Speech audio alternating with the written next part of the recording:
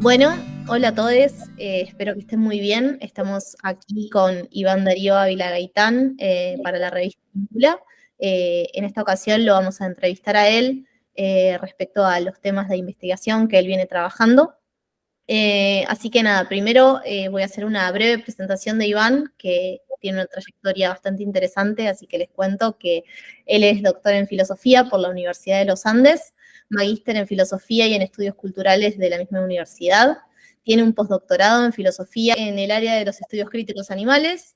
También es politólogo de la Universidad Nacional de Colombia. Además, forma parte del Centro de Investigación y Formación en Estudios Críticos Transdisciplinarios, del Núcleo Internacional en Pensamiento y Epistemología Ambiental y del Grupo de Investigación en Teoría Política Contemporánea.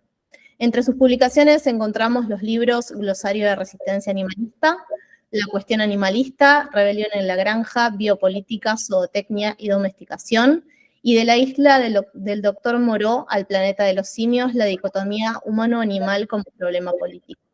Iván es especialista en ética, política y derecho animal, ecología política, biopolítica y estudios críticos animales. Y actualmente, como si fuera poco, se desempeña como docente e investigador universitario y es militante abolicionista por la liberación animal. Así que bueno, Iván, después de esta presentación, queríamos empezar con una primera pregunta de aproximación, ¿no? Como yo mencionaba recién, vos sos especialista en lo que se conoce como estudios críticos animales.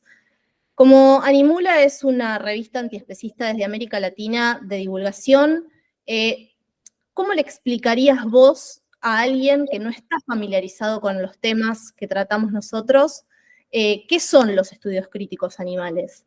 ¿Y qué entendés vos también por estudios críticos animales en particular? Es decir, ¿cuál es tu aproximación específica al tema? Bueno, Valeria, muchas gracias primero que todo por la presentación y por la invitación a charlar un poco. Bueno, lo primero que tendría que decirse, a mi modo de ver, sobre los estudios críticos animales es que pues, son un campo de estudios, pero no son sencillamente un campo de estudios, sino que a su vez son una suerte de campo estratégico o campo de fuerzas, es decir, son un campo enteramente politizado. Y por eso es que tiene un objetivo, es decir, cuando se hacen estudios críticos animales, hay implícito un objetivo, y ese objetivo implícito, a mi modo de ver, pues es la abolición de la dominación animal. Ahora, en términos generales, podríamos decir que se trata de un campo que nos permite,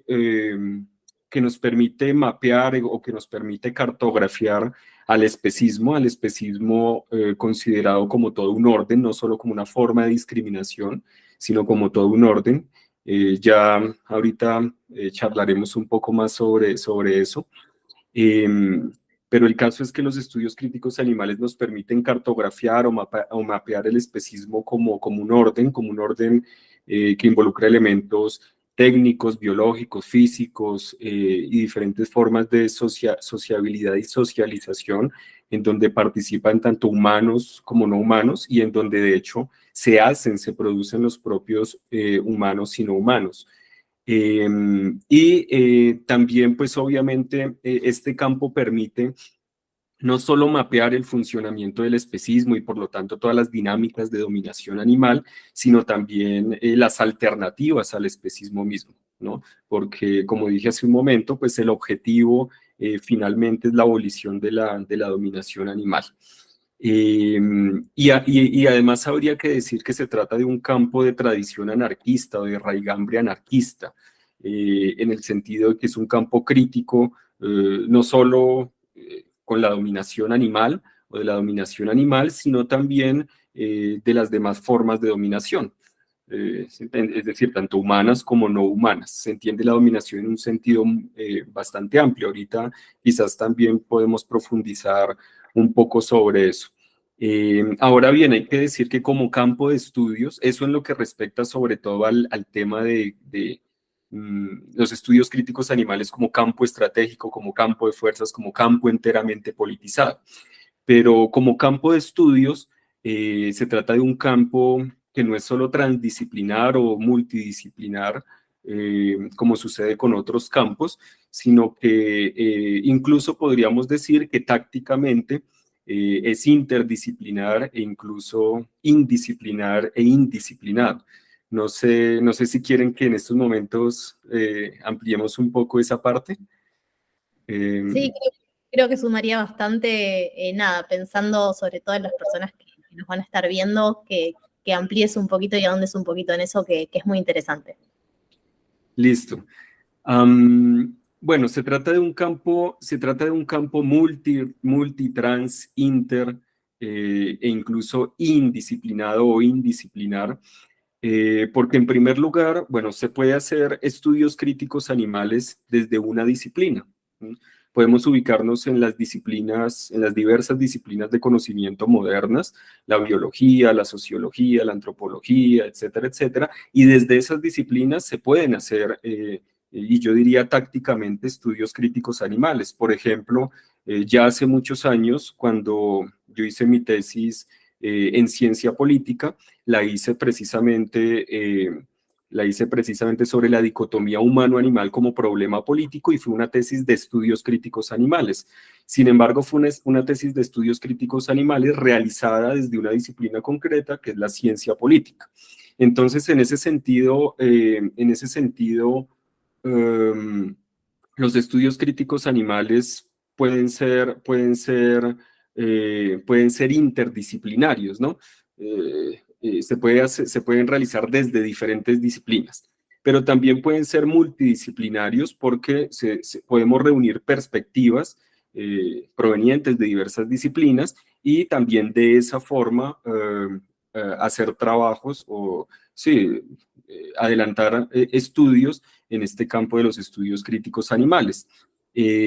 También podemos operar de una manera típica en términos del modo de funcionamiento de un campo de estudios, que es de manera transdisciplinar, recogiendo elementos provenientes de diferentes disciplinas, sin tener incluso mucho cuidado sobre si se está haciendo muy preciso en términos de lo que esperaría, por ejemplo, la tradición sociológica o la tradición de la ciencia política o la antropología o la biología, etcétera, etcétera, sino utilizar herramientas, utilizar los conceptos provenientes de diversas disciplinas a manera de herramientas útiles para pensar el tema de la dominación animal y las alternativas a la misma. En ese sentido, pues los estudios críticos animales operan también de manera transdisciplinar, ¿no? De una forma que atraviesa las disciplinas y va más allá de ellas. Pero también creo que es un campo que se puede concebir de manera indisciplinar e indisciplinada, porque tenemos que tener en cuenta que las diversas disciplinas modernas son disciplinas que a su vez disciplinan, ¿no? Es decir, producen objetos estables a merced de un sujeto de conocimiento, un sujeto cognoscente, es decir, así están estructuradas en términos modernos y bueno, esa lógica ha sido muy cuestionada al día de hoy, pero sigue operando a veces de manera implícita. Entonces, las disciplinas a su vez disciplinan y los animales no humanos, como los demás otros del sujeto moderno, que es típicamente masculino, pues han estado en esa posición de objetos, justamente, de objetos de conocimiento antes que de sujetos cognoscentes. En ese sentido, pues no es tan fácil entrar simplemente eh, sumarnos sin más ni más al modo de producción de conocimiento típicamente disciplinar o incluso así sea multidisciplinar o interdisciplinar, transdisciplinar, sino que es necesario cuestionar la lógica misma, perdón, de las disciplinas modernas y el lugar en el que han puesto a los animales no humanos dichas disciplinas. Trátese de las ciencias sociales o de las ciencias naturales. Siempre han estado como objetos de estudio antes que como sujetos de estudio, para lo cual existen también una serie de métodos y etcétera, etcétera, ¿no? Para tener bajo control y producir a los animales no humanos como objetos. Entonces los estudios críticos animales también intentan cuestionar a las disciplinas mismas. La disciplina que está relacionada con el ejercicio disciplinar de producción de conocimiento moderno. Entonces los estudios críticos animales van más allá de la lógica disciplinar, la cuestionan e incluso están abiertos a conocimientos no académicos, conocimientos no occidentales, y también asumen que el pensamiento, la razón y el pensamiento no tienen un carácter necesariamente humano. Es decir, en última instancia es la vida misma la que piensa, es la materialidad misma la que piensa. Es decir, si uno toma esta cuestión en un sentido poshumano amplio, que es como yo la abordo, los estudios críticos animales tendrían como punto de partida que es la materia, la realidad en su conjunto, la que es una realidad pensante, que se autoproduce, se autoorganiza, y que los sujetos que llamamos humanos piensan en la medida en que justamente son expresión de esa vida pensante, de esa materialidad pensante. Y en ese sentido el conocimiento se coproduce en relaciones complejas entre humanos y no humanos. Entonces los estudios críticos animales, si son tomados en un sentido poshumano radical, eh, que involucra también la producción de conocimiento, tienen que tener en cuenta allí a esos otros del sujeto moderno, del sujeto cartesiano kantiano, que ha sido el sujeto cognoscente pues por antonomasia. Bueno, eso sobre esto de lo inter, multi, trans indisciplinar de los estudios críticos animales. Hola Iván, ¿cómo estás? Bueno, en primer lugar te quería agradecer personalmente por estar acá con nosotros. Es un placer para mí realmente y una alegría que estés acá compartiendo esta conversación para Animula.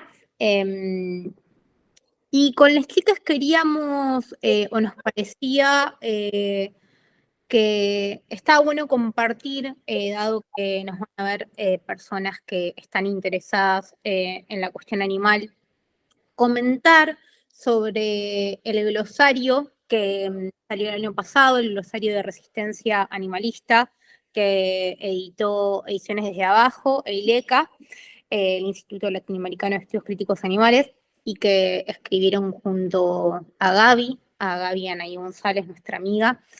Y que bueno, muchas de las ideas que seguramente vayas comentando de alguna manera se encuentran, ¿no? En esas entradas del libro, pero además con Toto igual nos parecía que estaba bueno mencionar que para nosotros es un trabajo bisagra en varios sentidos. Bueno, obviamente en un sentido teórico, ¿no? Porque condensa muchas de las investigaciones que se vienen haciendo en relación a la cuestión animal en términos críticos, pero además también nos parecía que el libro es un gesto ético-político importante, ¿no? Para nuestra región, en el sentido de que de alguna manera es expresión de cierta necesidad decolonizadora, ¿no? Con respecto a los estudios críticos animales. Pone de alguna manera a circular voces animales y también animalizadas, ¿no? O sea, esas voces que fueron negadas por múltiples regímenes de poder, entre ellos el colonialismo, y que, bueno, obviamente nosotros vemos que nos dedicamos a esta cuestión que muchas veces, digamos, en el movimiento se ignora de manera inocente, pero también muchas veces la cuestión de la colonialidad es omitida de manera deliberada. Entonces, nos parecía, obviamente, que el libro tiene un gesto o hace un gesto en este sentido, ¿no? O sea, de pensar un animalismo interseccional, ¿no? Y de alguna manera poner sobre la mesa que el especismo está articulado con otros sistemas de opresión, o sea que implica animales no humanos, pero también animales humanos. Queríamos hacer como este pequeño comentario que lo habíamos pensado entre todos. Obviamente invitar a quienes vean la charla a que lean el libro, porque consideramos que es, como el título lo dice, como una señal o una demanda de resistencia, pero también nos parece como que tiene un tinte reparador el libro, ¿no? Contra o frente a la violencia sistemática que históricamente sufrieron y sufren los animales o los cuerpos animales y animalizados. Así que bueno, queríamos hacer eso por un lado, mencionar esto. Y en ese sentido, bueno, ya que mencioné la cuestión del especismo, queríamos saber cómo concebís vos el especismo, por qué te referís al especismo como especismo antropocéntrico y no especismo sin más, y esto que habías mencionado hace un rato, ¿por qué pensar al especismo como un orden de dominación, ¿no? Y en última instancia, ¿por qué también pensar al especismo como una estructura que oprime no solo a animales humanos, sino también a animales humanos y a cuerpos o a cuerpos animalizados? Bueno, lo primero que tendría que decir en continuidad con lo que venimos charlando es que el glosario de resistencia animal o animalista, porque el ista está entre paréntesis, entonces es resistencia animal, animalista, es un ejercicio de estudios críticos animales en la medida en que justamente no toma a los demás animales como objetos de estudio. Su punto de partida no es ese, ¿no? No se toma a los animales no humanos o a los demás animales como objetos de estudio, sino que se pretende que el conocimiento producido ya exprese la animalidad. Y aprovecho para precisar eso también, que me parece importante en términos de una descripción pues relativamente amplia de lo que son los estudios críticos animales, que los estudios críticos animales son justamente estudios críticos animales, no sobre animales. Cuando se empezó a configurar este campo de estudios aquí en América Latina, tuvimos una serie de discusiones que siguen, pues que seguimos teniendo, ¿no? Porque esto no está cerrado ni mucho menos, pero inicialmente hubo una serie de discusiones en donde aparecieron diferentes alternativas. Se hablaba de estudios críticos animalistas, bueno, había varias alternativas en juego y una de ellas era la de estudios críticos animales. A mí me pareció atractivo atractiva la expresión estudios críticos animales precisamente porque no eran inmediatamente animalistas ni sobre animales. Por supuesto, hay una relación con el movimiento animalista y particularmente con el movimiento antiespecista de carácter abolicionista, pero sí me pareció atractiva la idea de los estudios críticos animales, más que por una traducción extraña, ¿no? Del inglés al español, que podría parecer que es así. Más que eso, me pareció atractiva la idea de que los estudios mismos fueran animales. Los estudios mismos son los que son animales, no son sobre animales, ni tampoco hechos por animalistas, no simplemente. Sino que son estudios en sí mismos animales, es decir, expresan la fuerza de la animalidad. Nuestras voces hasta cierto punto ya expresan, y nuestras voces entre comillas, ¿no? No sé si la voz sea aquí la mejor figura, pero nuestras acciones en términos de producción de trabajos en el campo de los estudios críticos animales son acciones que ya expresan las acciones animales cuyo origen no podemos rastrear de manera clara. Entonces son los animales los que se están expresando de alguna manera inmediatamente, sin que estemos diciendo que los estudios críticos animales hablan por, ¿no? Que ese es otro peligro. No se trata de hablar por, no es que los animales no humanos o las acciones de los animales no humanos estén inmediatamente aquí objetivizadas por los trabajos de estudios críticos animales, quisiera evitar esa posible lectura. Lo que estoy diciendo es que cada concepto que se produce es un concepto que también trae en sí la huella de las resistencias animales y diversas prácticas animales de diferente índole. Entonces se trata de estudios que expresan la animalidad, y la animalidad no solo de los animales producidos en tanto animales, es decir, de los animales no humanos o de los demás animales, sino en última instancia, en términos ontológicos, de ese gran animal que es el cuerpo entero de la tierra, la vida misma. En fin, yo vengo de una tradición bien spinoziana, entonces entiendo que la materialidad, justamente como dije hace un momento, es una materialidad viva, una materialidad pensante que se autoproduce, autoorganiza, y en ese mismo sentido, pues los estudios son animales en sí mismos. Y la racionalidad cuando está en juego es siempre una racionalidad corporizada. Bueno, quería hacer esa precisión y eso me permite justamente entroncar el tema de los estudios críticos animales con el tema del especismo, pues qué entiendo básicamente por especismo y por especismo antropocéntrico en concreto, o sea, por qué el antropos, ¿no? ¿Por qué no simplemente hablar de especismo sin más ni más, sino de especismo antropocéntrico en particular? Bueno, lo primero que habría que decir es que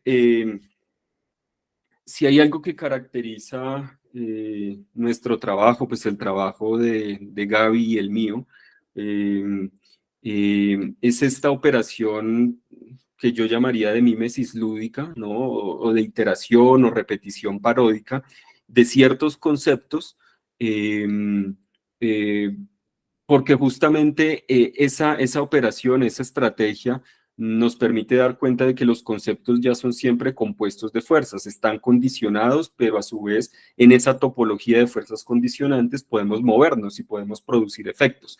En otros términos, hace mucho tiempo ya que diferentes militantes, activistas por la liberación animal, antiespecistas y relacionados, pues nos vienen hablando de veganismo, ¿no? Vienen usando los conceptos de veganismo, de especismo, de liberación animal, entre muchos otros. Y es justamente en ese campo estratégico en donde nos movemos. Entonces no nos movemos en un entorno de absoluta libertad, entendiendo por libertad ausencia de impedimentos externos, ¿no? Sino que justamente intentamos ser libres en ese terreno ya siempre condicionado, donde hay un conjunto de fuerzas que nos impulsan y nos constituyen, pero que también nos limitan. Entonces, no podemos sin más ni más empezar a usar conceptos nuevos por ser, por ejemplo, precisos en términos teóricos o teoréticos, porque eso no es lo que nos importa. Lo que nos importa es también emplear ciertos conceptos que ya se están moviendo, ya producen efectos, y movernos con esos conceptos, pero esperando también intervenirlos, ¿no? Y en la medida en que los conceptos ya en sí mismos son díscolos, son animales, no están bajo nuestro control, pues a su vez desatan cosas que no podemos prever de antemano.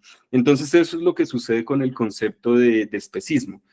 Hay una alteración en la repetición, hay un uso táctico o estratégico. Bueno, ahorita no voy a distinguir entre lo táctico y lo estratégico, que podría ser interesante hablar de eso, pero el punto es que se trata de una acción justamente completamente terrenal en el mundo, en ese conjunto de fuerzas, repito, que nos constituyen, impulsan, pero también condicionan, limitan. Entonces, lo que hicimos fue retomar el concepto de especismo, que está asociado en términos teóricos a una tradición filosófica pues, anglosajona, analítica, además, y que se ha entendido como discriminación con base en la especie, además una discriminación que se suele pensar también con un carácter profundamente individual, asociado a la idea de prejuicio y asociado obviamente a otras formas de discriminación como el racismo, el sexismo, y ahí también a veces eh, eh, incluyen al clasismo. Bueno, para nosotros no era satisfactoria esa forma no resultaba satisfactoria, sobre todo políticamente, esa forma de abordar el especismo, y sin embargo sabíamos que ha sido y continúa siendo muy importante. Entonces nos ubicamos allí y lo que hicimos fue acercar ese concepto que se había producido, sobre todo en el marco de esa tradición, con una serie de ideas provenientes de otras tradiciones y de otros campos y disciplinas, como la sociología, la ciencia política, la antropología, pero también como campos como los estudios de género, feministas, transfeministas y de género, los estudios sociales de la ciencia, también corrientes no analíticas de la filosofía, más bien asociadas a la filosofía llamada continental. Y por supuesto también ha sido muy importante para nosotros la filosofía latinoamericana y el pensamiento descolonial o decolonial. Entonces lo que hicimos fue intentar pensar, repensar el especismo en relación con ideas provenientes de esos otros campos, disciplinas, saberes, etcétera, etcétera. Y pues bueno, lo primero que nos percatamos es que al día de hoy sería bastante superficial, por ejemplo, seguir hablando de sexismo sencillamente como forma de discriminación, y contamos con conceptos mucho más interesantes y robustos, como el concepto de matriz heterosexual, como el concepto de heteronormatividad, el de patriarcado, heteropatriarcado, en fin, el de sistema de género, y allí hay un montón de discusiones también en juego, pero pero lo que tienen en común esos conceptos es que van muchísimo más allá de la comprensión del sexismo como forma de discriminación. Lo mismo ha sucedido con el tema del racismo. Hoy tenemos conceptos como el de colonialidad del poder, por ejemplo, de Aníbal Quijano, que habla de racismo estructural, en fin. Y ni hablar del clasismo, ¿no? Que eso es remitirnos a la economía política y por lo tanto a lo que implica las sociedades estructuradas en clases sociales, etcétera, etcétera, con sus modos de explotación, y sobre eso pues hay una literatura inmensa, y hablar sin más ni más al día de hoy de clasismo también nos parece bastante superficial e incluso peligroso políticamente. Entonces, lo que hicimos fue intentar pensar el especismo en ese sentido, como todo un orden, como todo un orden. No simplemente como una forma de discriminación, con algo asociado al prejuicio individual, sino como todo un orden, y como un orden que involucra, bueno, que tiene como elemento fundamental la dicotomía humano-animal, como una dicotomía jerárquica, y, y que produce y reproduce de manera sistemática además la dominación animal, y lo hace a través de diversas técnicas, tecnologías y dispositivos. Y nos hemos concentrado sobre todo en intentar cartografiar los dispositivos modernos. Y digo cartografiar como el perro que olfatea un territorio, ¿no? Es decir, cartografiar porque esos dispositivos nos constituyen, esas técnicas, tecnologías y dispositivos nos constituyen. Vivimos a través y en esos dispositivos y técnicas y tecnologías. Entonces nos hemos concentrado sobre todo en algunos dispositivos de carácter moderno o moderno colonial, como lo pueden ser las granjas tecnificadas tradicionales e industriales, los zoológicos, los bioterios o laboratorios de experimentación animal, los mataderos, por supuesto, la misma familia, ¿no? La familia moderna como un dispositivo especista, entre otros. Y lo que decimos es que el especismo funciona de manera concreta, incardinada, a través de dispositivos como esos, que son tanto compuestos de elementos discursivos como no discursivos. En todos esos dispositivos es muy importante alguna forma de saber. Por ejemplo, en los zoológicos es muy importante el saber de los saberes o los conocimientos autorizados asociados a la biología moderna. Eh, en los bioterios o laboratorios de experimentación animal también están involucrados muchos otros saberes, por ejemplo, más asociados a la medicina, etcétera, etcétera. En términos de las granjas tradicionales, tecnificadas e industriales, es muy importante también el saber de la medicina veterinaria, de la zootecnia, en fin. Entonces, de lo que se trata es de intentar entender cómo esos dispositivos están compuestos por espacios físicos muy concretos que se han producido históricamente, pero también por ciertos discursos y en particular conocimientos autorizados o saberes. Y lo que hacen estos dispositivos modernos es producir animales específicos en función del orden especista. Eh, eh, y aquí podemos de nuevo retomar cada uno de ellos. Por ejemplo, si nos concentramos en el zoológico, encontramos que los zoológicos no simplemente tienen a los animales salvajes como prisioneros, como muchas veces se asume. No, los zoológicos producen activamente al animal salvaje. El propio espacio físico produce al animal salvaje en tanto salvaje, y en contraste con el domesticado, y en eso intervienen también los respectivos saberes, como en este caso los saberes de la biología. Pero si nos vamos a dispositivos como la granja tradicional tecnificada o industrial, encontramos que estos dispositivos producen a los animales domesticados y los producen además de un modo racializado.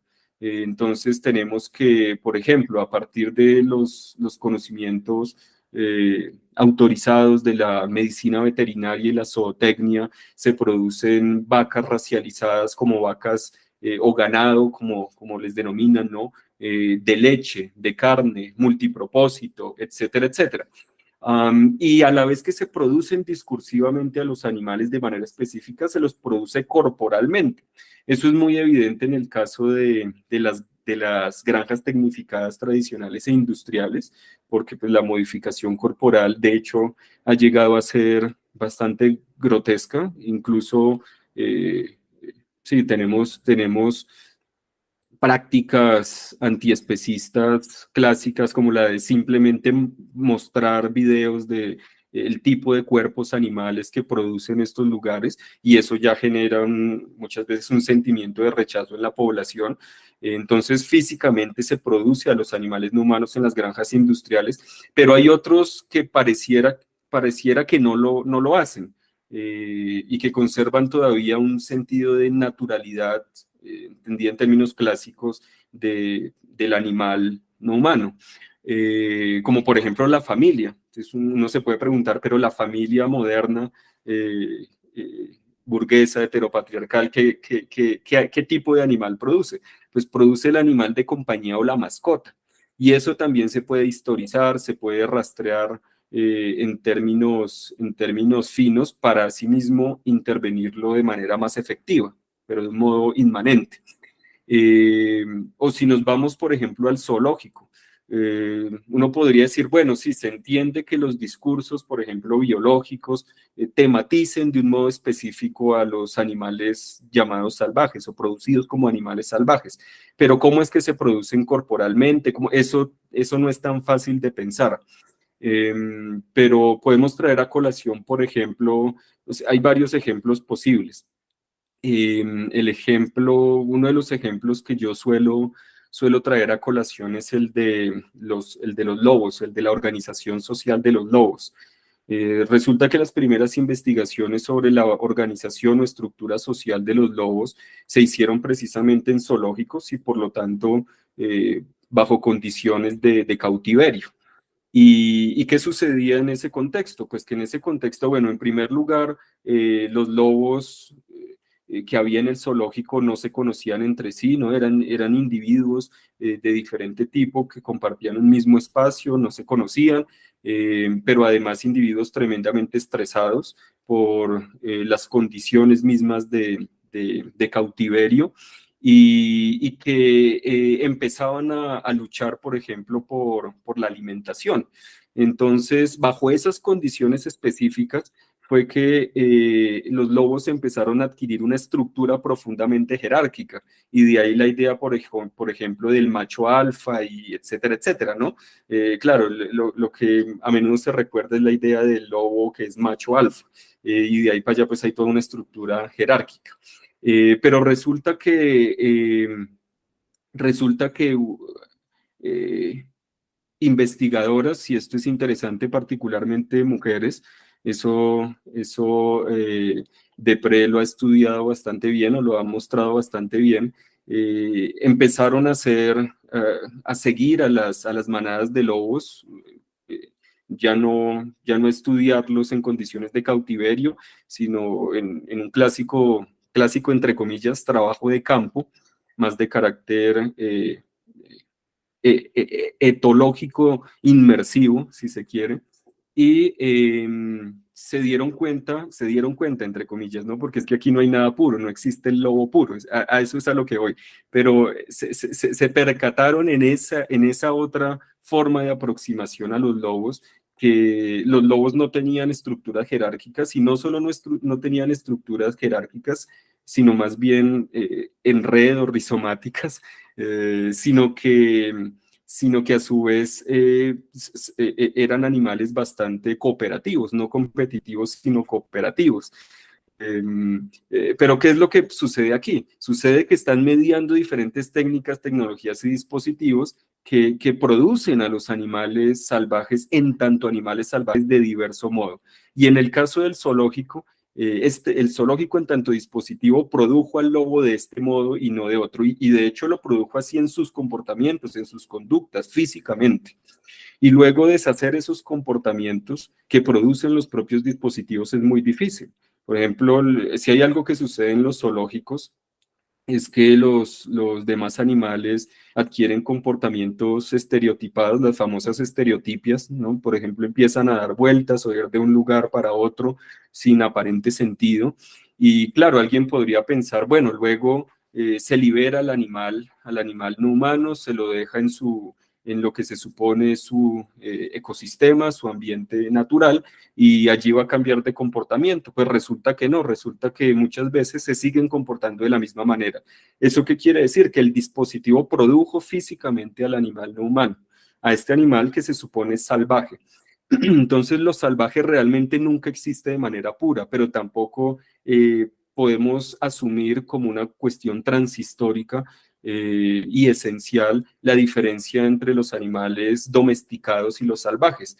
La diferencia entre lo doméstico y lo salvaje se ha producido y se ha producido a través de dispositivos concretos, saberes específicos, etcétera, etcétera, etcétera. Y el caso más evidente, obviamente, es el de los llamados animales de laboratorio, ¿no? Pues justamente son animales hechos para la investigación, y algunos literalmente no pueden existir al margen del laboratorio. O llegan a la existencia para desarrollar enfermedades que los van a conducir inevitablemente a la muerte, como por ejemplo los oncorratones, ¿no? Ratones que han sido modificados genéticamente para que nazcan con cáncer, que desarrollen cáncer y poder investigar el cáncer. Bueno, todo esto lo retomo también en parte de los clásicos Animal Studies, o estudios animales, sin más ni más, o estudios sobre la relación humano-animal, en donde hay autoras tan importantes como Donna Haraway, entre muchas otras. Pero aprovecho para hacer también esta precisión. La gracia de los estudios críticos animales es que precisamente van más allá, porque muchas veces esos estudios carecen de un norte político que en los estudios críticos animales sí nos interesa tener muy presente, que es precisamente la abolición de la dominación animal.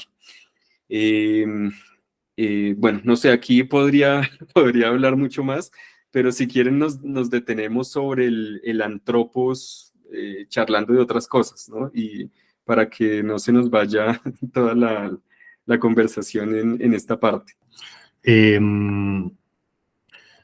Me gustaría retomar un poco esto que vos venís diciendo desde el comienzo, que insistís mucho en el carácter estructural y interdisciplinar de los estudios críticos animales, justamente porque aquello que critican o allí donde intervienen esas violencias, esas injusticias, son también de carácter estructural.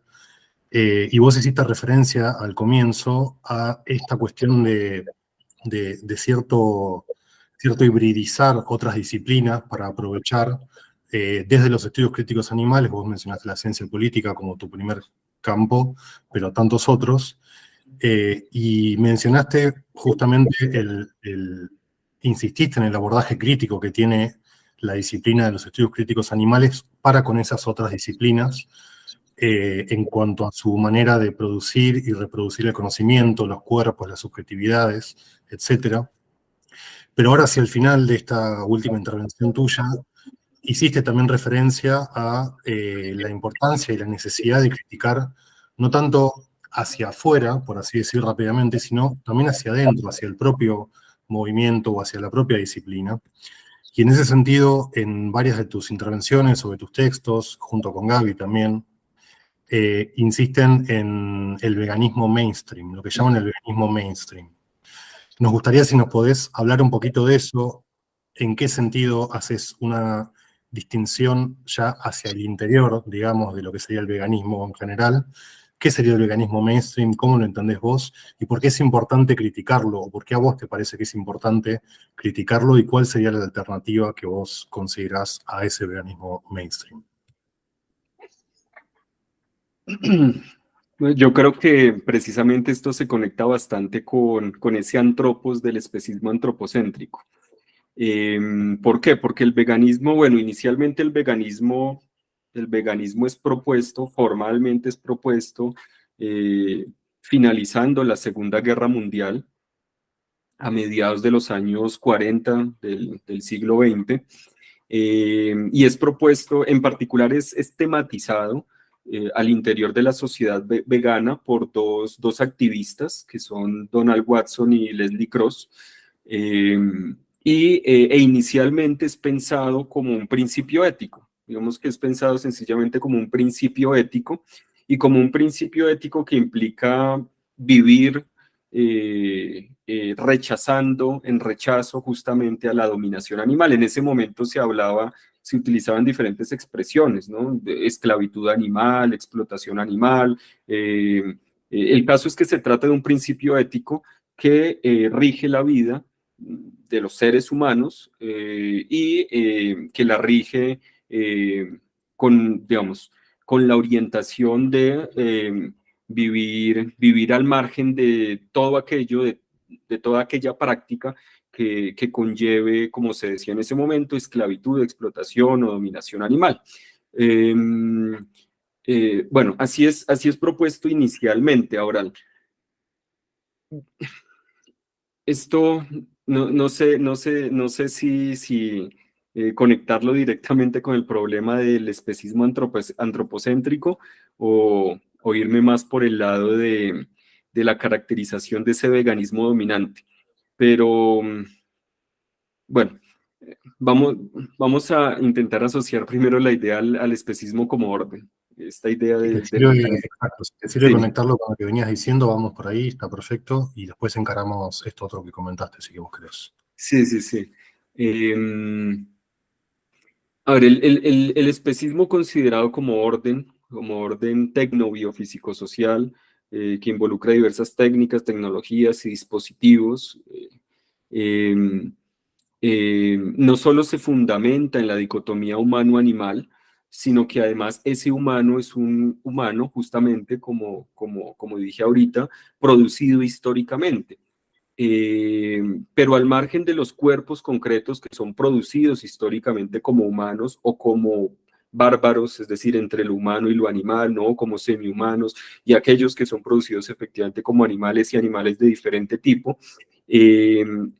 Más allá de eso, el especismo supone un ideal normativo de humanidad que realmente nadie alcanza. Y cuando digo que el especismo se estructura en torno a la dicotomía humano-animal, me estoy refiriendo particularmente a ese ideal normativo, de lo humano, que contrasta precisamente con lo animal. Y ese ideal normativo de lo humano no es más que justamente el hombre moderno. Entonces, cuando hablamos de especismo antropocéntrico, nos referimos a ese antropos, no a un ser humano, no al ser humano en tanto especie biológica, ¿no? Esencializado, sino que nos referimos al ser humano, que ha sido el ideal normativo fundamental para el funcionamiento del especismo en tanto orden. Por eso es que hablamos de especismo antropocéntrico. Ahora, esto también es resultado de una operación de mímesis lúdica o iteración o parodia, porque inicialmente este concepto, quien lo afinó fue Óscar Horta, justamente desde la filosofía, ¿no? Ya más de carácter, desde la tradición anglosajona, desde esa tradición anglosajona, analítica, y lo que decía Óscar Horta era lo siguiente, él decía, bueno, yo tomo como punto de partida la definición clásica, el especismo es una forma de discriminación, pero no cualquier forma de discriminación, sino una forma de discriminación con base en la especie. Entonces, en primer lugar, precisaba, la entidad discriminada es el individuo, la especie es el criterio de discriminación, ¿no? Por lo tanto, el antiespecismo no defiende las especies en abstracto, sino individuos concretos que han sido afectados por el criterio de la especie, que es el criterio de discriminación, el criterio de exclusión. Hacía esa primera precisión que a mí me llamó interesante y ya les cuento por qué. Y la segunda precisión que hacía en el marco de esa tradición es que el especismo así definido no necesariamente tiene que ser antropocéntrico. ¿Por qué? Porque, por ejemplo, si pensamos en dos individuos concretos, un perro y una gallina, y privilegiamos al perro porque es perro y no gallina, es decir, el criterio allí es la especie, el criterio de discriminación que nos permite discriminar a un individuo, excluir a un individuo de la consideración moral.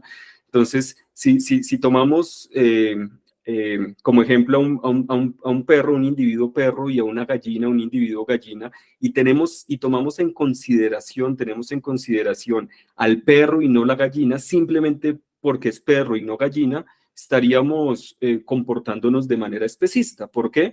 Porque tenemos en cuenta los intereses de un individuo y no de otro, simplemente por su especie, porque el uno es perro y el otro es gallina. Pero esos dos individuos, en principio, tienen intereses que deberían contar y por lo tanto, en principio, deberían ya ser parte de la consideración moral. Sin embargo, no ponemos a esos dos individuos en el mismo lugar de entrada porque está operando un prejuicio especista, ¿no? Porque la especie privilegia a unos y excluye o discrimina negativamente a otros, en este caso a la gallina.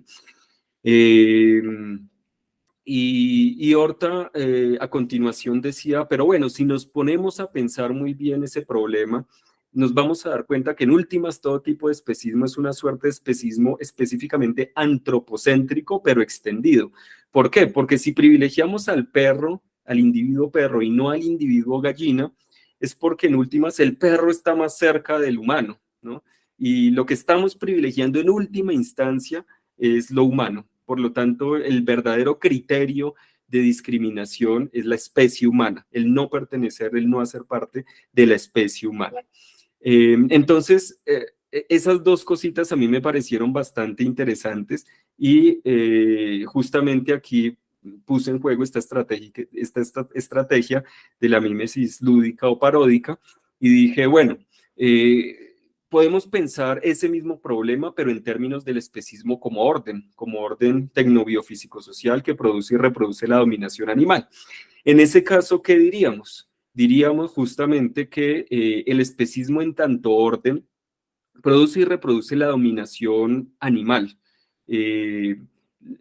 Produce y reproduce la dominación animal, pero no produce y reproduce la dominación animal en general y así, sin más ni más, sino con base justamente en un criterio abstracto, en un ideal normativo, que es el antropos. Ese sujeto que además es el mismo sujeto de la modernidad colonialidad, un sujeto blanco, propietario, heterosexual, capacitado, etcétera, etcétera. Pero eso es un ideal normativo. Realmente en la práctica no hay nadie que se ajuste enteramente al ideal normativo de lo humano, pero tampoco a su contracara, que es el animal, ¿no? Y el animal así en singular, como diría Derrida.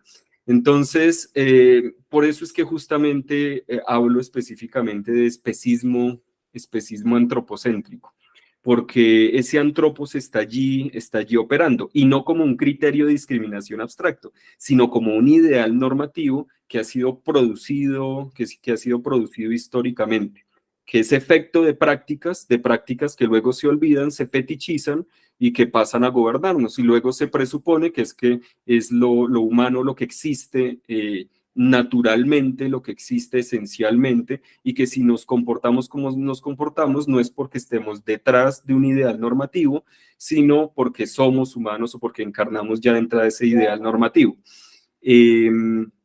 Ahí, por supuesto, también para pensar este problema, tanto Gaby como yo, pues hemos retomado varias de las ideas de Judith Butler en torno a la performatividad.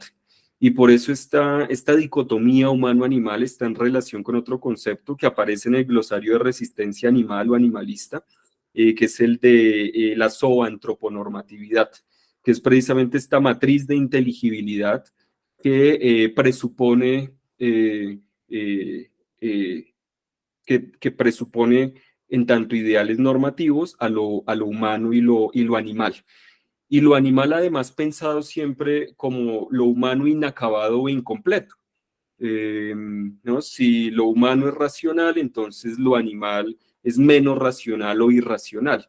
Entonces, se trata de una matriz que es una matriz de inteligibilidad que supone además estos ideales normativos y que está operando todo el tiempo en el orden especista, y que permite además cuidar ciertos cuerpos y hacer otros cuerpos desechables o más expuestos a la muerte. Y por eso es que justamente también se piensa el orden especista en un contexto bio y necropolítico, que bueno, guarda relación precisamente con el funcionamiento de las diferentes técnicas, tecnologías y dispositivos que componen el especismo. Y bueno, todo esto se tiene además que explorar de manera muy cuidadosa y muy localizada, ¿no? Aquí sencillamente estoy diciendo cosas muy generales, pero la gracia de esto es que sirva, que no se convierta en un discurso abstracto, sino que sirva para entender realidades muy específicas e intervenirlas de una manera quizás más potente, más interesante. Entonces, ese es el antropos del especismo antropocéntrico. ¿Cuál es el problema? Y ya lo enlazo entonces con el veganismo mainstream o dominante o hegemónico. ¿Cuál es el problema de ese veganismo? Que con el paso del tiempo, bueno, si nos vamos a lo que planteaban Donald Watson y Leslie Cross, pues uno puede excusar justamente muchas cosas por la época, porque pues fueron pioneros, por muchas razones. Pero al día de hoy, conservar un concepto muy similar al de Donald Watson o al de Leslie Cross es muy peligroso, porque justamente esa idea de veganismo presupone a ese antropos, presupone a ese humano en tanto ideal normativo, que es uno de los elementos fundamentales para el funcionamiento del orden especista y por lo tanto que produce y reproduce la dominación animal. ¿En qué sentido entonces este veganismo dominante supone justamente ese antropos, ese ideal normativo de lo humano? Yo creo que en dos sentidos, por lo menos. En primer lugar, el veganismo, con el paso del tiempo, el veganismo se fue convirtiendo realmente en una identidad construida alrededor del consumo. Eso terminó siendo con el paso del tiempo en buena medida el veganismo, repito, una identidad estructurada alrededor del consumo, de un sujeto, es decir, de un sujeto que es racional, que puede tomar decisiones, que puede decidir si consumir o no consumir tales productos, por lo tanto puede evitar consumir productos, los llamados productos de origen animal, y que además empieza a construir toda una identidad en torno a a esas continuas elecciones que se supone se pueden hacer de manera libre o relativamente libre. Entonces, sí, para volver al tema del antropos, del humano como ideal normativo, si hay algo que caracteriza a ese humano en tanto ideal normativo, es precisamente que es un sujeto presuntamente libre, ¿no? Soberano, incondicionado, autodeterminado, racional, pero en el sentido de la disociación entre la razón y el cuerpo, ¿no? Puede decidir libremente porque no está condicionado, está muy poco condicionado por su cuerpo y todo lo asociado al cuerpo.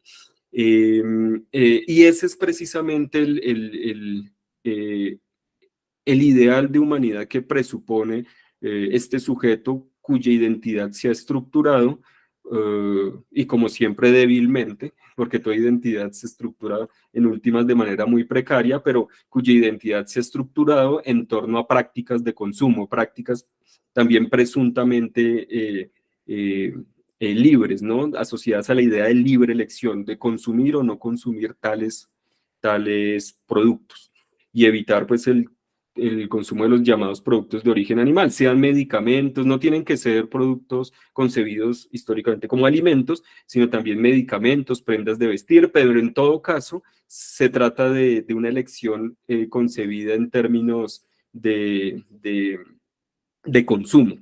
Entonces eso por un lado, pero por otro lado, el concepto de veganismo, en tanto se piensa como principio ético, ha quedado asociado a una suerte de moral universal que además es expresión del progreso humano. Entonces, lo que decían Donald Watson y Leslie Cross es que, pues, para estos momentos, bueno, y eso lo decían a mediados del siglo XX, pero se sigue repitiendo, ¿no? Que para estos momentos ya es absolutamente irracional seguir reproduciendo lo que ellos llamaban la esclavitud animal, porque los humanos ya se supone deberíamos estar en otro estadio de moralidad, en términos sí, morales, de nuestra relación con los demás animales. Entonces, que en la medida en que ya hemos evolucionado, ya hemos dejado atrás esas prácticas bárbaras, pues podemos asumir otras costumbres y además podemos llevar la buena nueva a lo largo y ancho del mundo. Entonces, lo que yo veo aquí es que eso también reproduce otro elemento característico de ese ideal de lo humano que es constitutivo del orden especista. Recordemos que este hombre con H mayúscula, ese humano en tanto ideal normativo, no es solo autodeterminado, soberano, capaz de decidir libremente, sino que a su vez es blanco, ¿no? Es blanco, hombre, heterosexual, etcétera, etcétera, ¿no? Capaz, lo que se supone que es un cuerpo, o tiene lo que se supone que es un cuerpo capaz. Todo eso también está allí presente en la estructuración de ese ideal normativo. Y bueno, aquí cuando Donald Watson y Leslie Cross nos dicen que se trata de un principio ético que en realidad es una moral universal, efecto del progreso de la humanidad en su conjunto, lo que nos están diciendo es que el punto de llegada de cierta cultura, de ciertos seres humanos, es el punto de cultura el punto de llegada, perdón, que debe ser universalizable.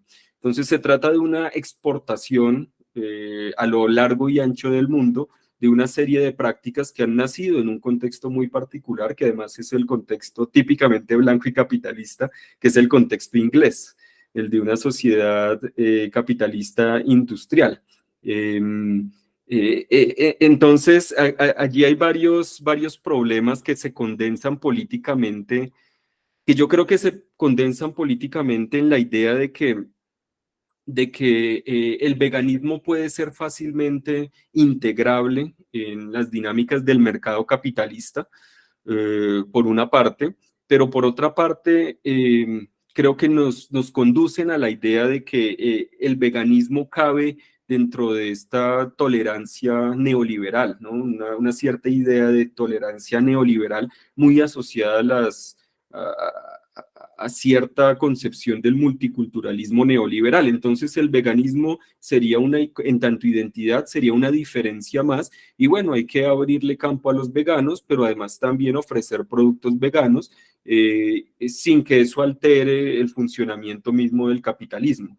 Y el capitalismo es en sí mismo ya completamente especista, ¿no? Es decir, eso hay que tenerlo siempre presente.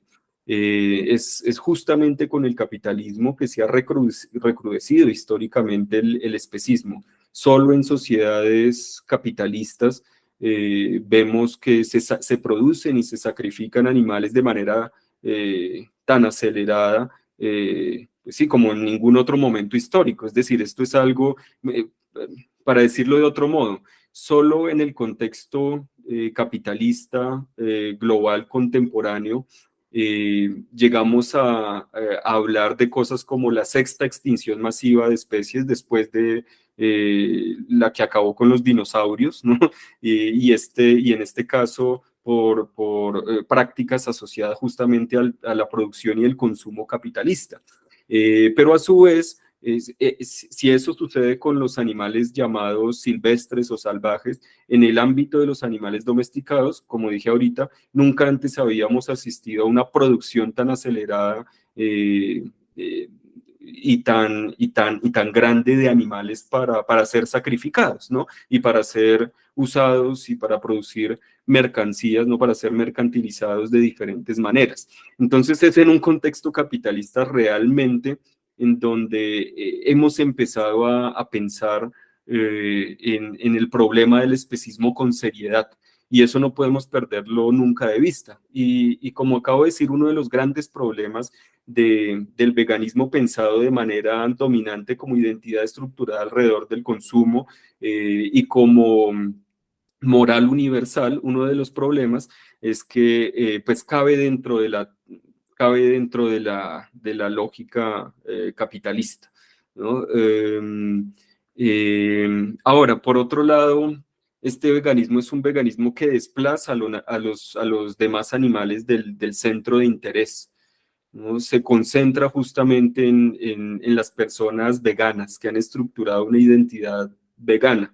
Ese es el foco de atención, e incluso el foco termina siendo, por ejemplo, la posibilidad de que proliferen los emprendimientos veganos, que eso es algo muy, digamos, que está muy presente en diferentes países, cada vez con mayor intensidad.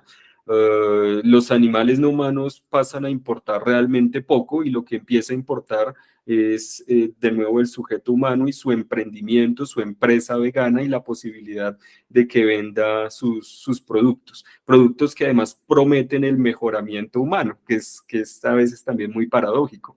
Un mejoramiento humano que no es solo físico, sino a la vez moral, tiene el plus de mejoramiento moral. Asociado a esta moral universal.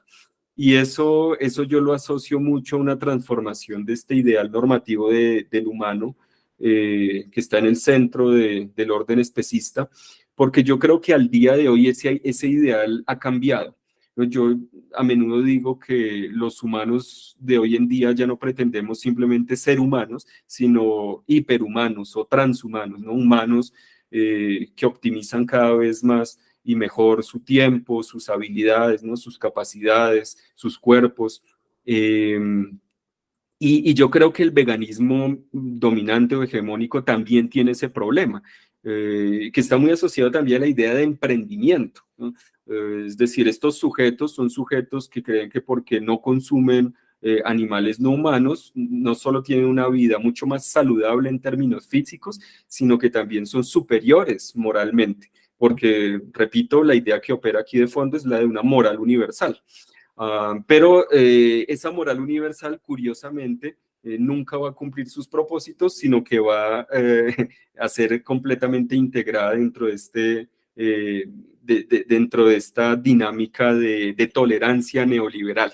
Entonces, pues lo que tenemos es una serie de sujetos privilegiados, emprendedores, con un consumo que se supone es un consumo moralmente aceptable, cada vez más saludables, etcétera, etcétera, y que se empiezan a distinguir de los otros seres humanos que pasan a ocupar el lugar justamente de salvajes, de un poco más animales, de bárbaros.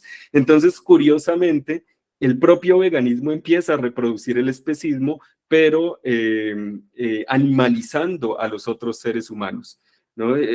Porque esos otros seres humanos son los que han quedado atrás en la historia, los que no han llegado a este estadio o estadio de moralidad pero tampoco de perfección física, pero tampoco son capaces de emprender, de elegir bien, de tomar la buena decisión, etcétera, etcétera. Entonces, a su vez empieza a reproducir el especismo, pero ahora animalizando a los propios seres humanos que no son veganos. Y eso a mí me parece un problema enorme, un problema enorme y que es muy difícil de discutir con ciertas personas pues, que tienen este tipo de prácticas veganas hegemónicas, dominantes o mainstream.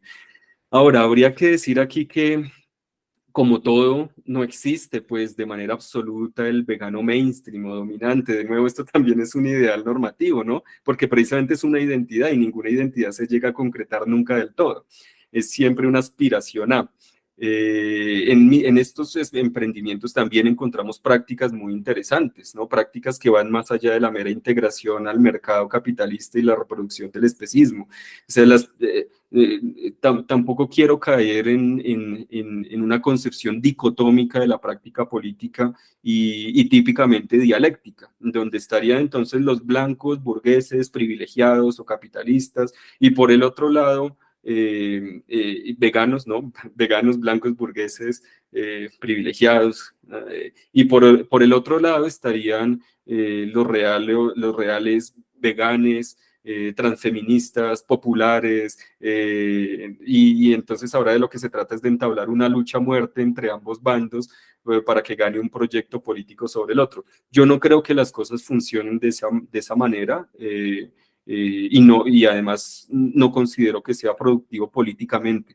Yo creo que hay prácticas veganas hegemónicas, prácticas veganas mainstream, pero no existe, como no existe el ser humano ideal encarnado, ese del ideal normativo, tampoco existe el vegano mainstream completamente encarnado. Existen prácticas y tenemos que jugar es con las prácticas, deshacernos de una vez por todas de esa idea de que estamos bajo control completo de nuestras acciones y de partir de el sujeto que actúa y no de las acciones que se condensan en sujetos y que se abstraen en identidades que nunca se concretan realmente. Bueno, aquí me puse un poco de quizás técnico, pero creo que es un problema político muy, muy importante. Está re bueno esto que comentás de quizás no, digamos, desde los animalismos, no pensar como dicotómicamente dentro del movimiento que hay unes veganes, tal y cual, pero sí me parece que hay algo del reconocimiento dentro del movimiento que es interesante de pensar de que para pertenecer hay que realizar unas u otras prácticas, ¿no? Entonces, en este sentido, me parece que está bueno, digamos, esta idea que vos planteás en un texto tuyo que se llama Las 8 inflexiones de los animalismos situados, donde hablas justamente del especismo como orden, pero no como un orden transcultural, que me parece que es una idea que de alguna manera ha calado bastante profundo y que por otra parte, digamos, por pensarlo como un orden, el especismo va tomando diferentes maneras, ¿no? Que eso está, me parece que está como bueno para pensar y que por otra parte pensarlo así también, digamos, nos permite muchas veces tener cierto cuidado en los análisis que hacemos, por ejemplo, frente a determinadas comunidades que tienen, digamos, una cosmovisión distinta a la nuestra, ¿no? Para, digamos, que el antiespecismo, mejor dicho, tenga cuidado, obviamente que está, digamos, hay un telos político acá, ¿no? O sea, y también hay una manera de pensar, digamos, la lucha antiespecista hermanada con otras luchas, pero creo que muy rápidamente también, y que está ligado a la cuestión, digamos, moderno capitalista de la que hablabas, que se puede caer rápidamente, digamos, en otro tipo de discriminaciones y que eso es algo que, digamos, tiene también que ver en cómo pensamos el especismo y, digamos, si pretendemos que no se cierre, digamos, en un sujeto moral o en una identidad determinada que implica ciertas prácticas, ¿no? Yo particularmente, Iván, quería hacerte una pregunta puntual.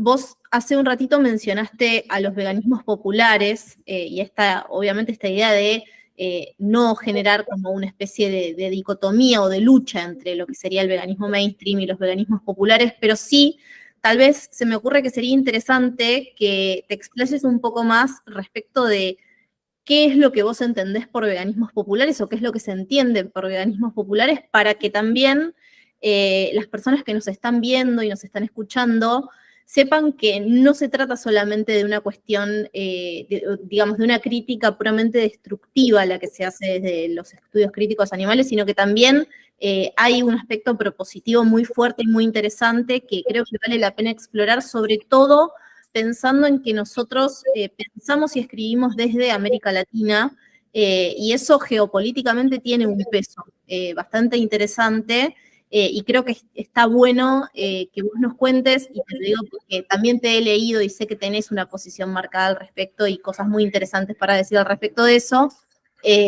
Nada, que nos cuentes un poco sobre qué serían los veganismos populares en América Latina y en qué sentido se pueden tal vez configurar como intervenciones de las que vos también hablabas hace un rato en este campo, digamos, de la problemática especista.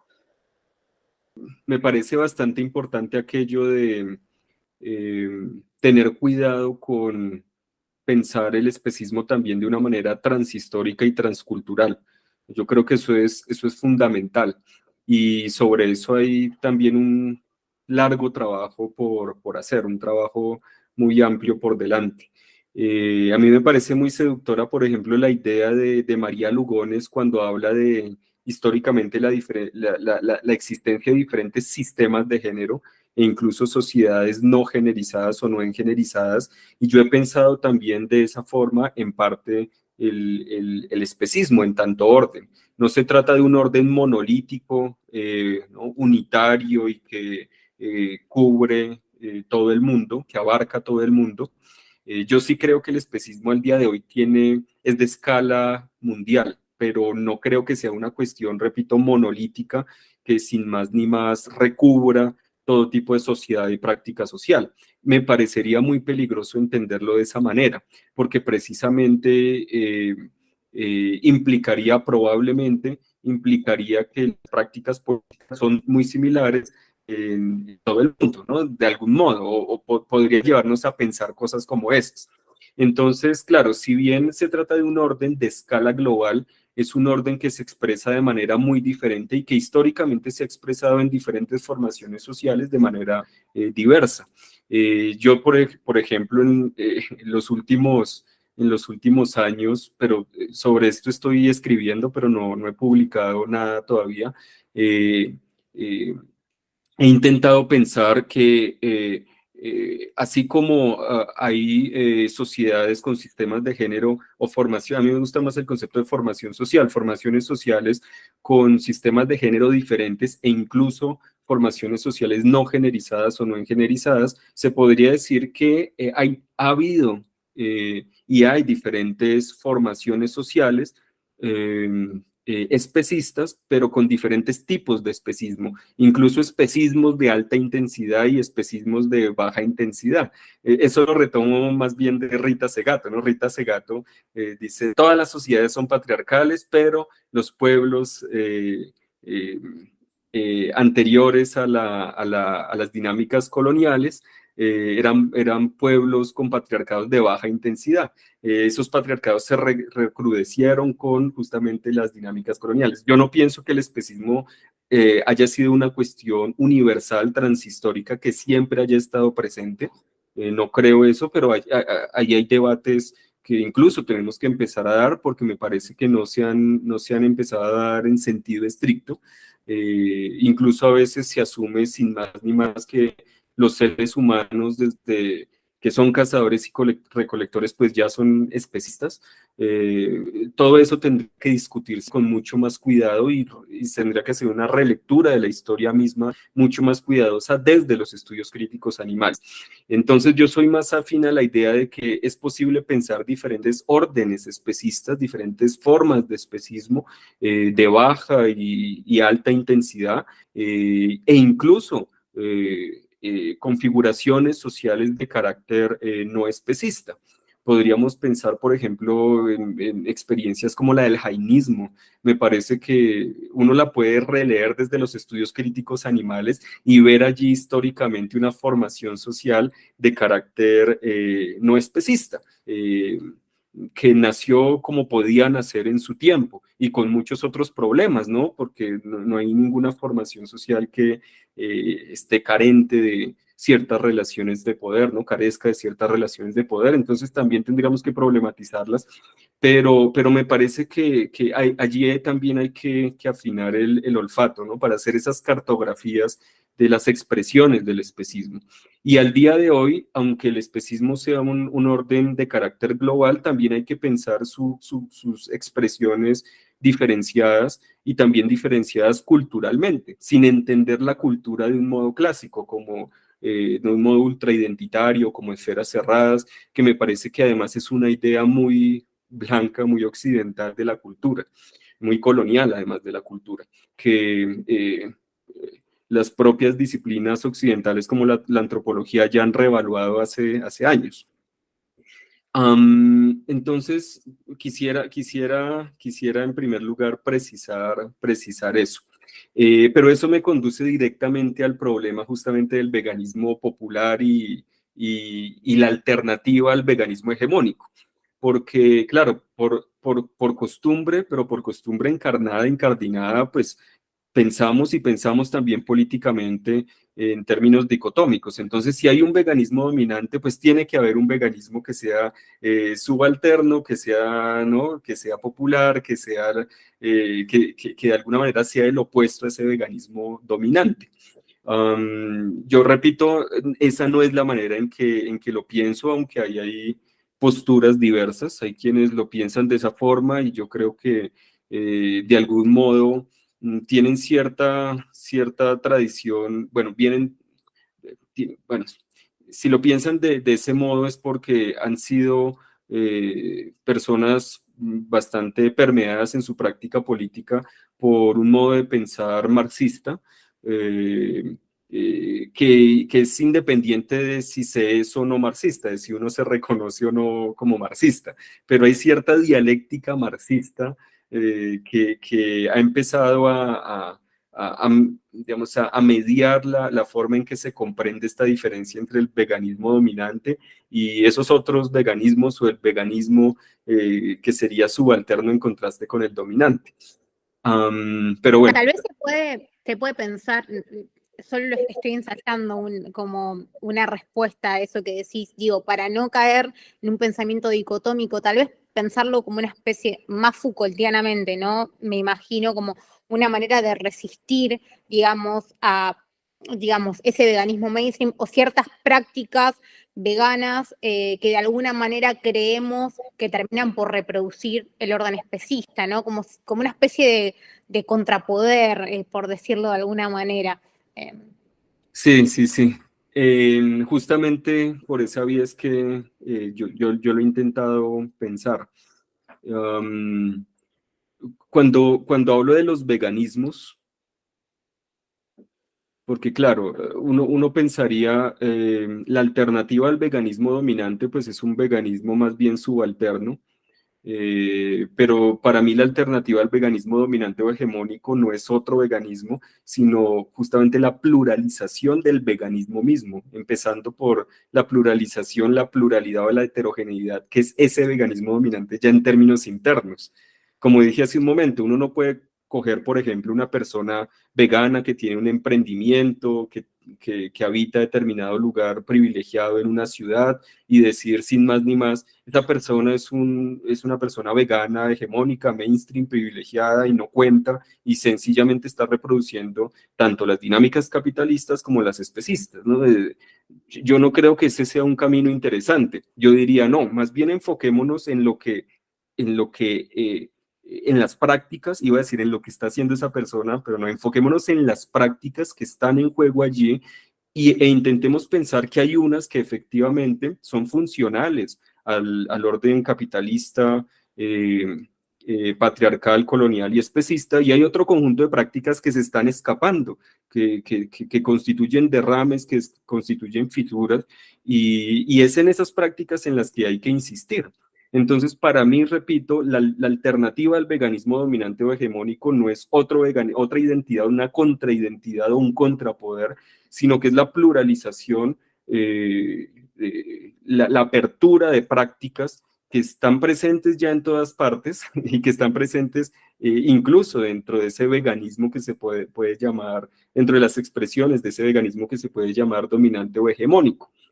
Por eso es que, por ejemplo, si a mí me invitan a una feria de emprendimientos veganos, pues yo voy y hablo ¿no? Y hay que saber justamente cómo intervenir en los espacios, porque tampoco uno puede ser ingenuo y decir que todo vale, porque eso no es verdad, no es cierto, no todo vale, no todas las gotas cuentan, no es lo que quiero decir, pero sí es posible intervenir ciertos espacios, entrar en contacto con determinadas prácticas y profundizarlas, intensificarlas y por ahí derecho a abrir fisuras, grietas en el orden especista.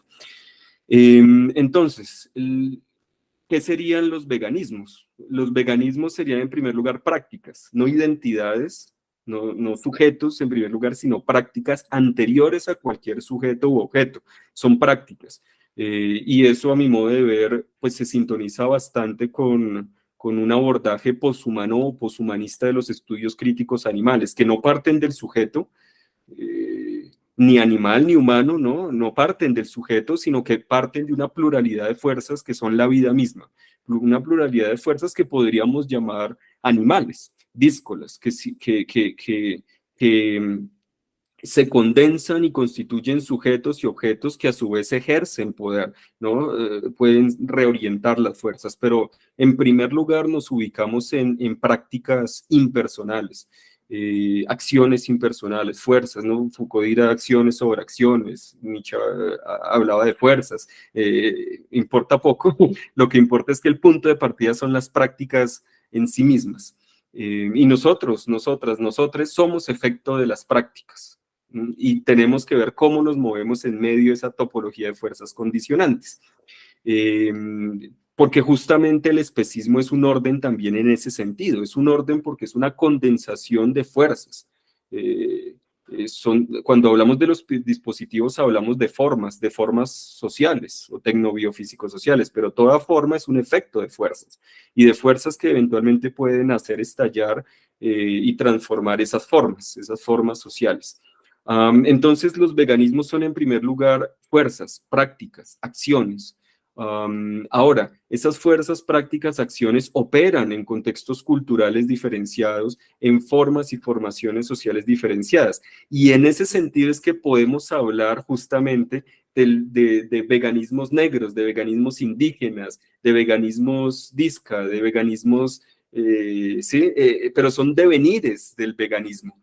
Es decir, es como si sometiéramos al veganismo dominante a ser agujereado por dentro y a que entre en contacto con un montón de prácticas que ya son prácticas de resistencia al orden especista y que muchas veces ni siquiera se denominan, no hay una aprehensión y una denominación de esas prácticas como veganas o como antiespecistas. Entonces, el llamado es a concentrarnos en las prácticas, no tanto en las identidades, sino en las prácticas.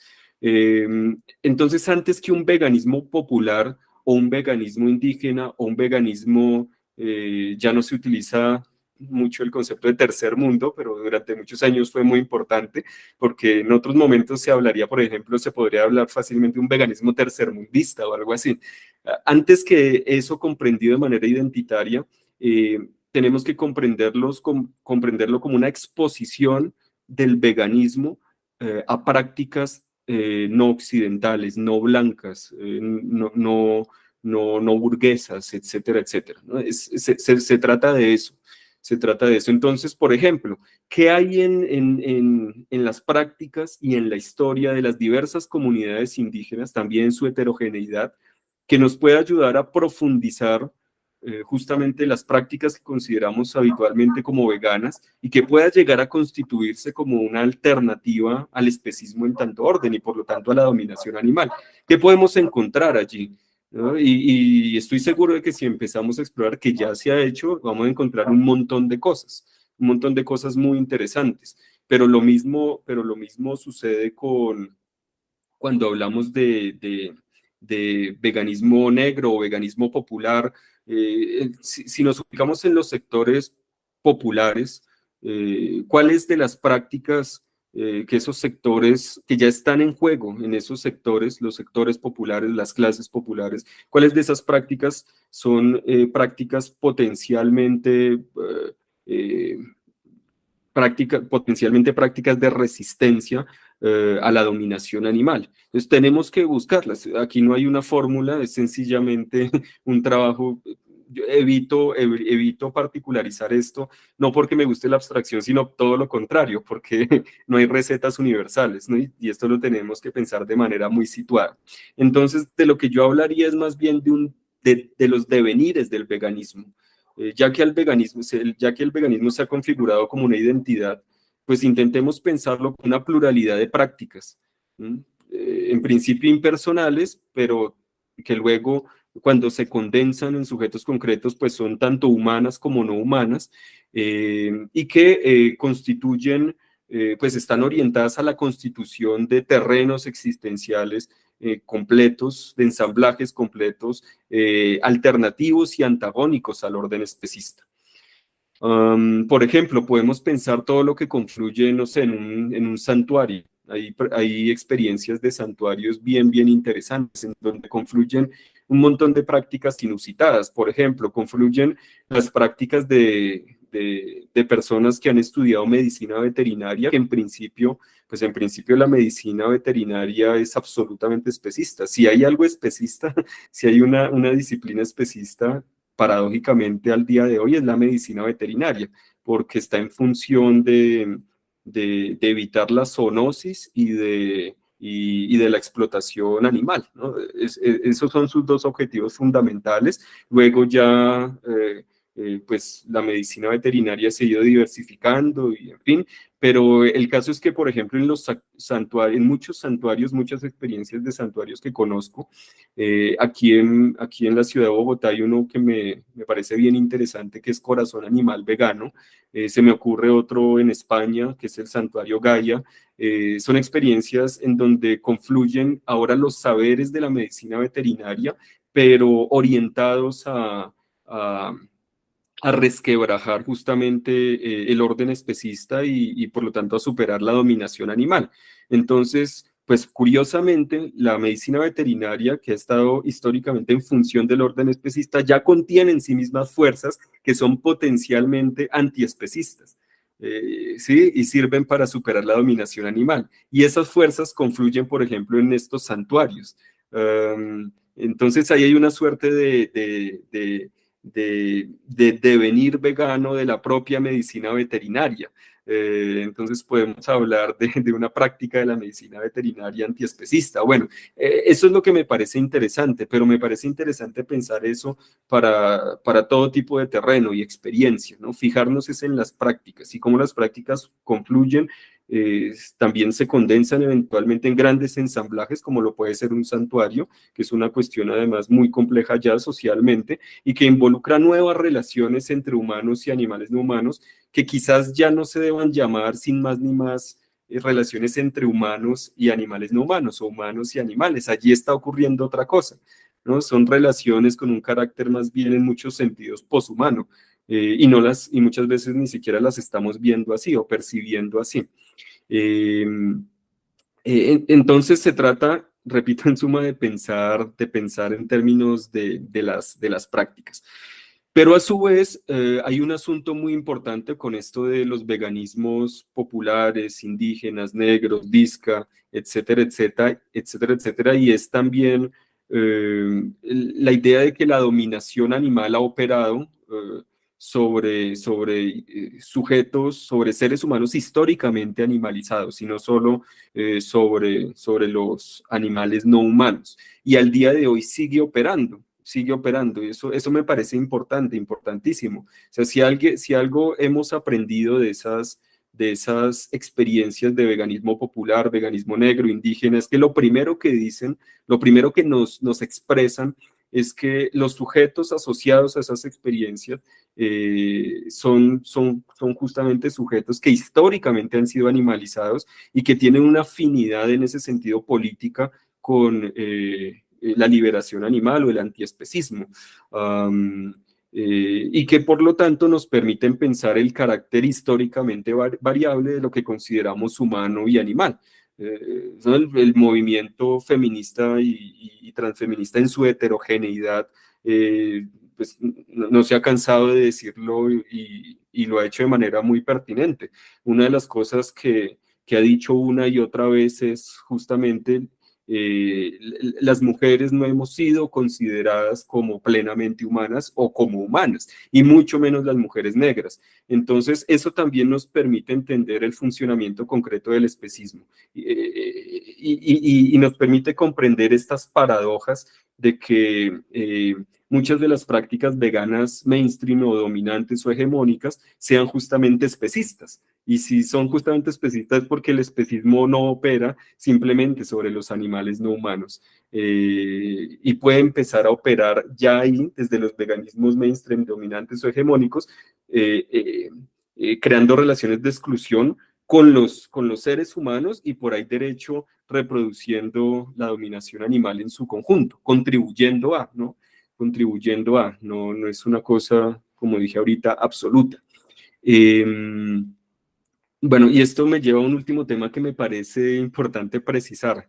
Sé que me estoy extendiendo un poco en esta parte, pero me parece importante precisar en el tema de la dominación animal. ¿En qué entiendo por dominación animal? Porque he hablado todo el tiempo de dominación animal, pero no es obvio lo que puede hacer la dominación animal. Y si hay algo que he intentado hacer, es justamente comprender la dominación animal también como un conjunto de prácticas muy complejas y muchas veces irreductibles entre sí. Yo suelo decir que la dominación animal tiene dos sentidos entrelazados. En la medida en que pensamos el especismo como un orden, la dominación es también una suerte de forma de estabilización de un conjunto de relaciones de fuerza, de una multiplicidad de fuerzas en juego. ¿Sí? Ahí hablamos de un estado de dominación, el orden especista como en general un estado de dominación. Pero ese estado de dominación en la medida en que implica un conjunto de fuerzas relativamente estabilizadas, sedimentadas, pues siempre está expuesto a esas fuerzas que ya lo constituyen y lo rebasan. Y eso se puede ver, por ejemplo, en el ejemplo que acabo de dar, en el ejemplo que acabo de dar del veganismo mainstream, ¿no? Que ya está minado desde dentro. Entonces, un primer sentido de la dominación es esa. Si hay dominación es porque hay un conjunto de formas sociales que son efecto de fuerzas, pero esas fuerzas simplemente están relativamente estabilizadas. Y eso lo que nos indica es que en algún momento, como sucede con toda formación social y con toda forma social, pues el especismo dejará de existir, porque ya desde dentro está siempre minado. Bueno, también se puede transformar en algo peor, que yo espero que no sea así, porque pues no conocemos hacia dónde nos lleven las fuerzas de la vida misma, pero justamente estamos aquí desde los estudios críticos animales, pues obviamente del lado de alternativas, de mejores alternativas al orden especista. Entonces, por dominación animal entiendo por un lado eso, un estado de dominación, un conjunto de fuerzas relativamente estabilizadas, pero a su vez entiendo que esas fuerzas relativamente estabilizadas se expresan en relaciones muy particulares, que yo he denominado de relaciones de subordinación, de explotación y de sujeción.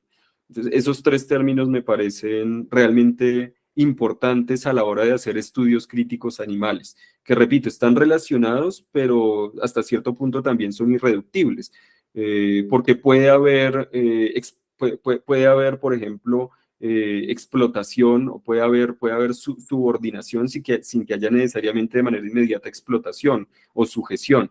Entonces, ¿cuál es la particularidad de la dominación, de la explotación y de la subordinación, de la explotación y de la sujeción.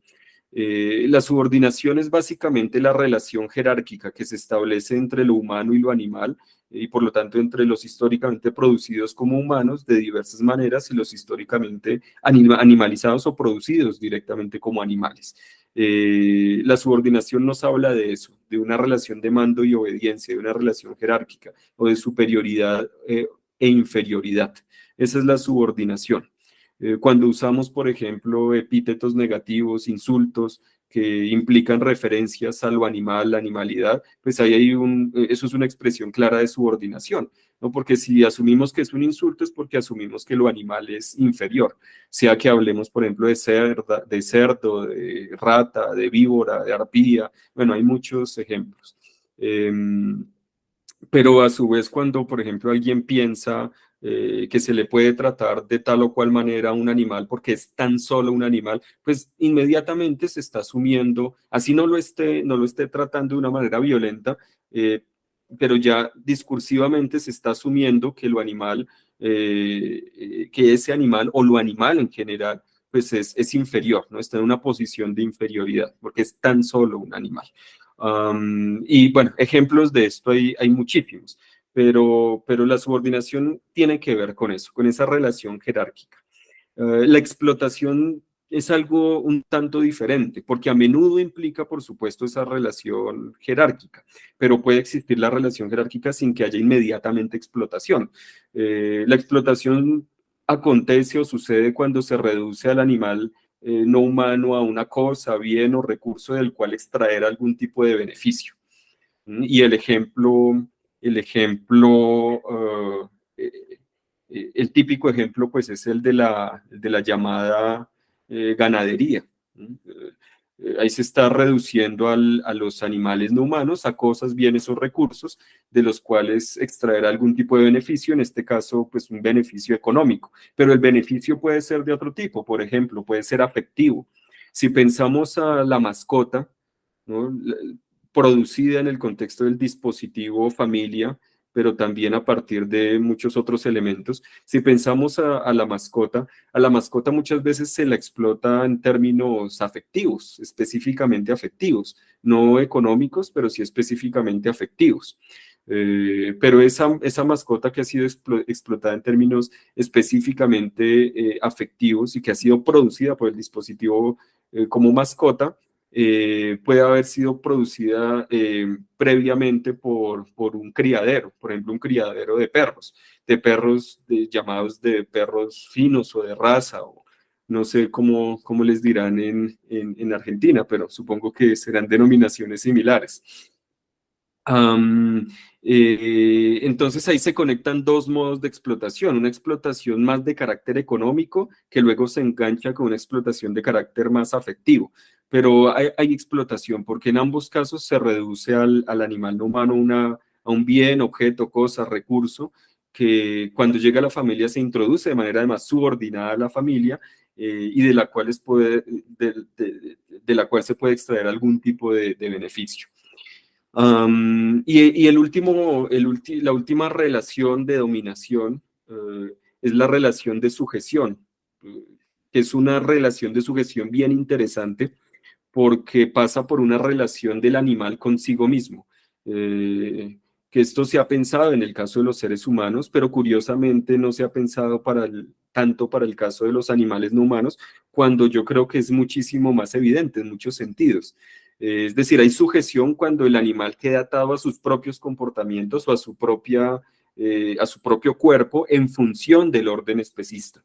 Por ejemplo, cuando se producen a las gallinas como gallinas ponedoras por parte del dispositivo granja industrial, luego esas gallinas así, por ejemplo, sean liberadas y pasen a habitar otro contexto como el de un santuario, esas gallinas no van a dejar de producir huevos. Sus cuerpos mismos han sido intervenidos, modificados para que sigan produciendo muchísimos huevos y eso les va a producir a su vez enfermedades, les va a generar enfermedades, dolencias, ¿no? Impresionantes. Eso es lo que sucede con este tipo de gallinas. Entonces, allí la gallina ha sido producida por un dispositivo, pero para que quede atada a su propio cuerpo. ¿Sí? Su propio cuerpo se convierte en su cárcel, por ponerlo en términos sencillos. Y ahí hay sujeción, ahí no simplemente hay explotación, no simplemente hay subordinación, sino que ya hay sujeción. El animal queda atado a su cuerpo. Eso también sucede justamente con los animales producidos muchas veces como mascotas. Eh, eh, y bueno, en diferentes contextos. En los zoológicos también, cuando los animales no humanos desarrollan estos comportamientos estereotipados o estereotipias, eso se podría leer como una forma de sujeción. Eh, yo recuerdo una investigación en la que estuve en un zoológico, en el zoológico de Berlín, en donde hay osos polares, en Berlín y en verano fui allá a hacer la investigación. Y claro, vi estos osos polares con comportamientos estereotipados, yendo de un lado al otro, de un lado al otro, y desesperados además por el calor, pero resulta que estos osos, pues ya no sencillamente se pueden llevar al polo, ¿no? Y esperar que se comporten como se debería comportarse, supone un oso polar. Eso no va a suceder y lo que probablemente va a suceder es que incluso estando en otro contexto, sí continúen con esos comportamientos estereotipados.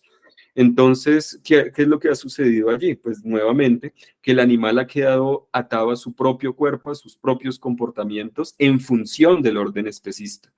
Eh, y bueno, ejemplos podríamos dar miles, pero el caso es que la sujeción tiene esa particularidad y yo creo que es algo que tenemos que pensar cada vez mejor en relación, por ejemplo, con las prácticas contemporáneas cada vez más finas de adiestramiento que presuponen de entrada que, por ejemplo, el animal es un agente, es alguien y alguien activo. Todo eso tiene que ver con unos modos de individualización y de producción de sujeción que yo creo que desde los estudios críticos animales tenemos que entender pues cada vez con mayor precisión. Eh, esta concepción de los veganismos como un conjunto de prácticas multisituadas y que son incluso previas a los sujetos, pero obviamente también se corporizan en sujetos individuales o colectivos concretos, pero uno podría pensar que estos veganismos entendidos como prácticas en plural nos podrían llevar a una suerte de relativismo extremo. Entonces nos podrían llevar, por ejemplo, a ver veganismo en todas partes, ¿no? Aquí y allá hay veganismo y eso pues a su vez conduce a no hay que hacer nada en últimas. Yo creo que eso es un peligro real, como también tenemos el peligro real identitario del otro lado. Entonces, respecto a eso, sí quisiera decir que en el ámbito formal, por lo menos en el ámbito formal, yo creo que sí es bueno que haya un consenso político y es el de echar abajo el estatus de recurso, cosa o propiedad que al día de hoy formalmente los diversos códigos civiles de los diversos países tienen los animales no humanos. Y no para que ocupen una posición intermedia entre persona y cosa, sino que deberíamos, y en eso justamente pues tengo una postura absolutamente abolicionista en un sentido clásico. O sea, yo creo que el objetivo formal es abolir esa situación similar históricamente a la situación de esclavitud a la que han estado sometidos ciertos seres humanos y que hay que echar abajo el estatus de cosa, recurso, bien o propiedad que al día de hoy formalmente tienen los animales no humanos y que eso implicaría a su vez pues el reconocimiento concomitante inmediato de como mínimo tres derechos: el derecho a la vida, el derecho a la libertad y el derecho a la integridad corporal, tanto física como mental. Ahora, ¿cuánto se compromete uno o no con específicamente esos derechos? Bueno, eso ya, yo creo que ahí puede, allí sí puede haber posturas políticas encontradas, porque, por ejemplo, muchas personas que provienen de manera más fuerte de una tradición anarquista van a decir, no, yo no me quiero comprometer mucho con la tematización de derechos porque involucran pensar pues en todo el aparato estatal, etcétera, etcétera. Pero independientemente de si uno quiere profundizar o no en esta cuestión de los derechos, sí me parece que hay un punto de confluencia evidente y es el de echar abajo el estatus de cosa, recurso o propiedad de los animales no humanos. Y de manera formal, ¿no? Y eso ya es un norte bastante claro. Y de manera paralela a eso, pues ahí sí tendríamos que ver la complejidad a través de la cual opera el especismo en sus diferentes técnicas, tecnologías y dispositivos, y poner en marcha, en juego esta pluralidad de prácticas que son los veganismos. Pero son dos cosas que a mi modo de ver deben operar al mismo tiempo, en un ámbito más molecular y en otro más molar, como dirían Deleuze y Guattari, ¿no? Son dinámicas paralelas, que no necesariamente se tienen que oponer. Entonces no se trata de caer en un relativismo absoluto de que todo es veganismo, porque pues tampoco es así. Sí, totalmente. Es fundamental esto último que decías, Iván, porque también hay un encuentro que de repente es tenso también, ¿no? Entre todas estas cuestiones que vos desarrollaste a lo largo de toda la entrevista y el qué hacemos, ¿no? Con las estructuras que tenemos, con las leyes que tenemos, con los códigos que tenemos, digo, también nos tenemos que hacer cargo de eso que construimos y ver cómo desde el interior de eso que tenemos podemos empezar a hacer algo distinto tal vez y que no quede simplemente en un rechazo, digamos, de plano a la idea de, bueno, no a la ley, no al derecho, el derecho tiene que ser sí o sí especista, las estructuras no permiten, digamos, ofrecer alternativas. En ese sentido, obviamente, los desarrollos del derecho animal en los últimos tiempos ha habido un montón de avances con un montón de problemas, con un montón de limitaciones, pero me parece que estamos asistiendo, digamos, estamos testificando como grandes avances en materia de derecho animal y en la línea de lo que decías recién. Así que nada, bueno, agradecerte infinitamente por tu tiempo, por el conocimiento que nos compartiste, que la verdad es súper valioso. Es una entrevista hermosa la que tuvimos hoy. Desde Animula te queremos agradecer de corazón, de verdad. Y nada, seguramente las personas que nos escuchen y nos vean también van a estar muy agradecidas de poder ponerse en contacto con lo que vos nos estás contando. Con tu pensamiento y también les contamos, aprovechamos para contarles que en la descripción del video van a encontrar recomendaciones de lectura de las cosas que tiene escritas Iván por si quieren seguir leyéndolo, no tengo duda de que así va a ser. Por si tienen dudas, léanlo, esta es una recomendación personal ya. Pero bueno, nada, vamos cerrando con eso y nuevamente, Iván, agradecerte muchísimo por tu tiempo y por tus intervenciones que han sido súper interesantes y valiosas. Y bueno, nada, seguimos pensando sobre estas cosas que nos llevan a pensar y que también nos llevan a sentir. Me parece que algo a rescatar también de muchas de las cosas que decías es que se nota cómo también la dimensión afectiva va permeando un poco el pensamiento más teórico, más filosófico, que históricamente o la tradición tal vez quedó un poco relegada, ha sido tematizada, pero quizás no lo suficiente, y me parece que cuando uno habla de la cuestión animal, es fundamental, ¿no? Y eso se deja ver mucho en la manera en la que vos abordás todos estos temas. Así que bueno, nada, muchísimas gracias. Bueno, gracias a ustedes. Un abrazo fuerte.